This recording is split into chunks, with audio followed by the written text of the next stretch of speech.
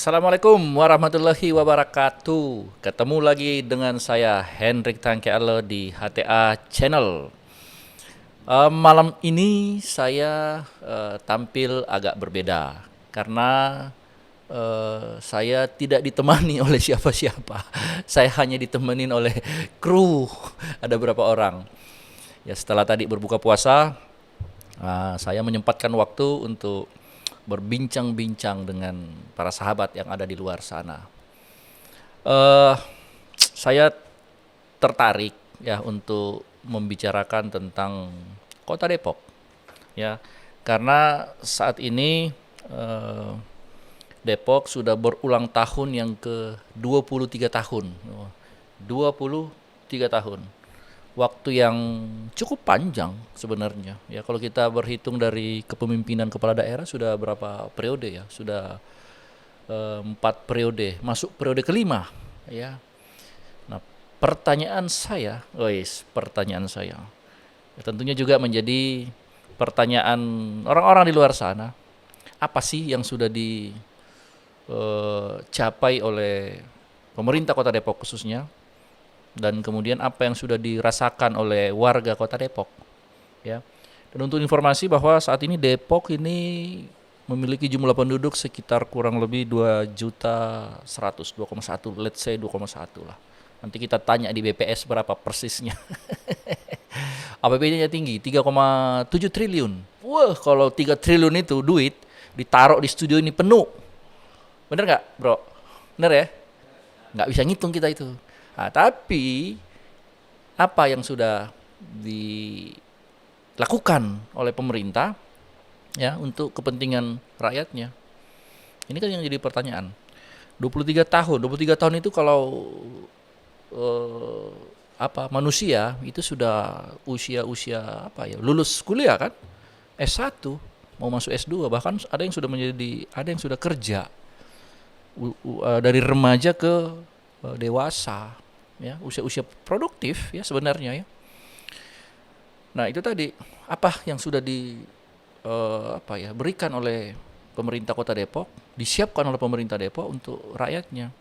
Tapi ternyata masih begitu-begitu aja. Katanya, bukan kata saya. Kata orang-orang yang memang tidak merasakan apa-apa. Mungkin ada perkembangan tetapi tidak terlalu signifikan, ya. Artinya kalau Depok ini dikelola dengan lebih baik lagi, ya mungkin hasilnya eh, tidak seperti sekarang, akan lebih besar lagi. Ya, manfaat yang dirasakan oleh warganya akan lebih baik lagi. Artinya kemampuan Kota Depok ya tidak sebanding dengan hasil yang dirasakan oleh warga. Harusnya hasilnya itu lebih lebih maksimal lagi, bisa lebih maksimal lagi. Tapi ya sudah, kita tanyakan kepada rumput yang bergoyang kenapa bisa seperti itu. Aduh, ngomong apa lagi nih? Ya. Oh iya, saya kadang eh, prihatin sekaligus sedih. Ya, beberapa kejadian yang tidak mengenakan ini semua berasal dari Depok.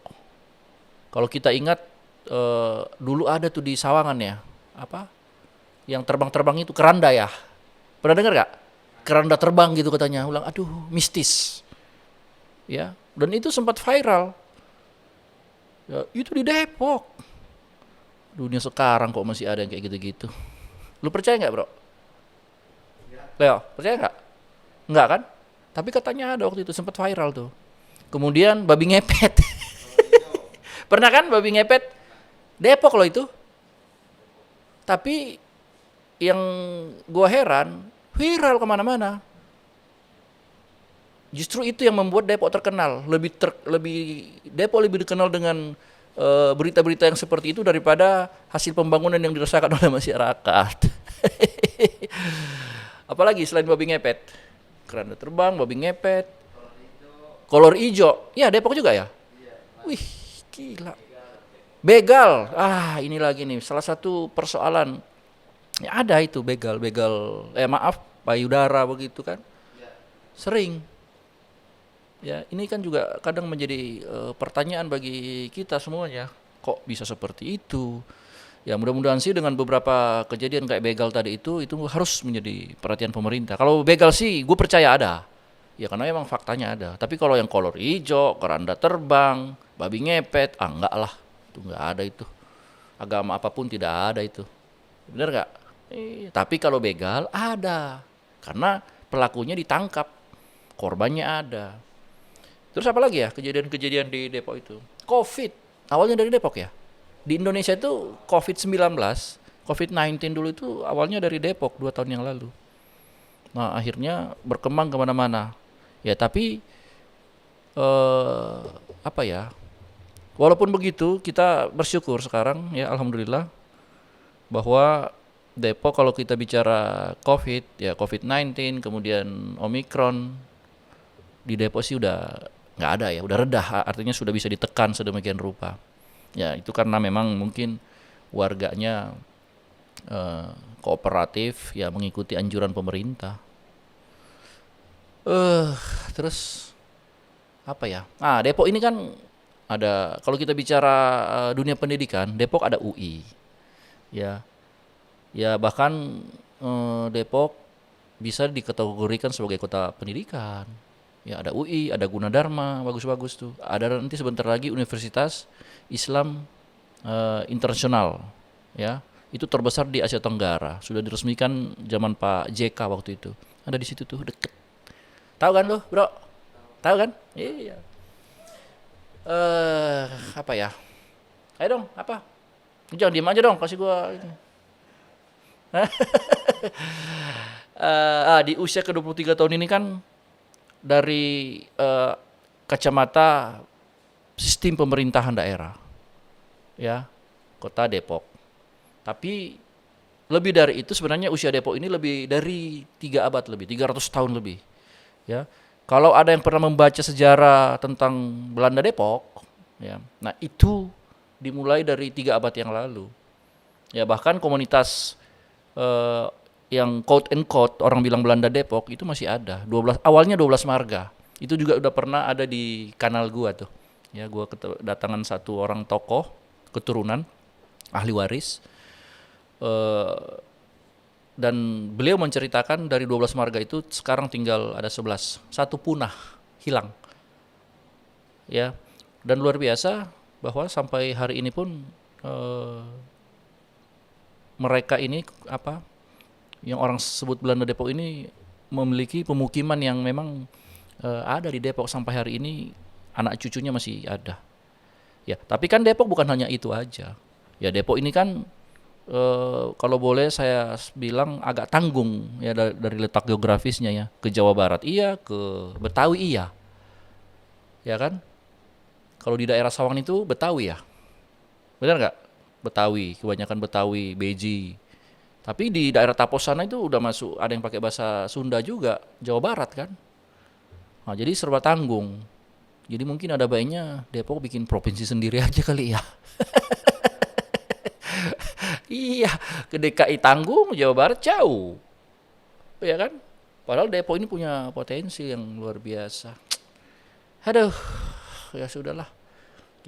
Tapi apapun itu kita bangga sebagai warga Depok. Kita harus bangga sebagai warga Depok. Apapun terlepas dari apapun kekurangan yang ada, ya kita harus bangga. Justru kita harus bisa memberikan kontribusi yang positif, maksimal kepada apa ya, Depok ini. Ya, apa yang bisa kita berikan, kita berikan. Tenaga, pikiran, duit jangan. Karena itu tadi ya, agak prihatin juga sih kalau yang tadi misalnya warga Depok ini 2 juta sekian. Itu kalau malam. Ya karena sudah orang sudah di rumah semua tidur kan. Tapi kalau siang paling 1 juta.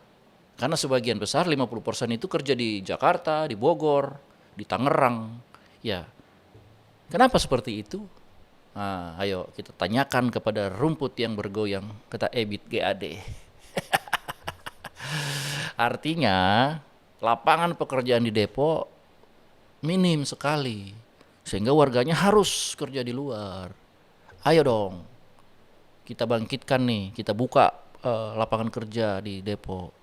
UMKM kita tingkatkan, ekonomi kreatif. Ya itu kan semua bisa, ya. Apalagi dengan dunia teknologi sekarang yang semakin canggih, medsos, ya, entrepreneurship muda sekarang tidak harus kerja kantoran kok. Ya dari rumah pun bisa jadi pebisnis, ya, online bisnis, nggak perlu karyawan, nggak perlu gedung kantor, ya kan, nggak perlu masuk kantor tiap hari, tapi cukup dari rumah bisa. Nah ini kan bisa dimaksimalkan sebenarnya. Ya mudah-mudahan sih bisa ya, harus bisa. Tapi ya lagi-lagi pemerintah harus hadir di situ, ya, berikan pelatihan dan lain sebagainya, berikan perhatian, ya, atau berikan modal usaha bagi UMKM. Ya, tapi tentunya dengan pinjaman lunak, nggak dikasih gratis juga. Kalau dikasih gratis kan itu tidak mendidik, tidak membangun. Tapi diberikan pinjaman lunak yang bisa dicicil setiap bulan dengan harga yang murah, ya kan? Oke, setuju nggak dengan yang gue sampaikan? Pasti ada yang setuju, ada yang enggak. Lu setuju nggak, bro? Setuju kan? Ya dong, lu harus setuju karena kan lu bagian dari gue, lu tim gue. Aduh. Oke, mungkin itu aja ya bincang-bincang kita malam ini, walaupun saya sendiri ya, daripada nggak kerjaan kan, ya minimal saya bisa tampil di depan pemirsa semuanya untuk mengobati kerinduan. Wes, kerinduan. Oke, para sahabat, itu saja. Mudah-mudahan ke depan kita tetap sehat ya, dan tentunya apapun yang kita kerjakan bisa kita raih, kita capai ya secara maksimal ya. Butuh kerja keras, ya butuh totalitas, tapi jangan lupa kita berdoa. Ya, kita serahkan semua kepada Yang Maha Kuasa menurut agama dan keyakinan kita masing-masing ya, sehingga hasilnya pasti akan maksimal. Oke, terima kasih. Sampai ketemu lagi. Wassalamualaikum warahmatullahi wabarakatuh. Ciao.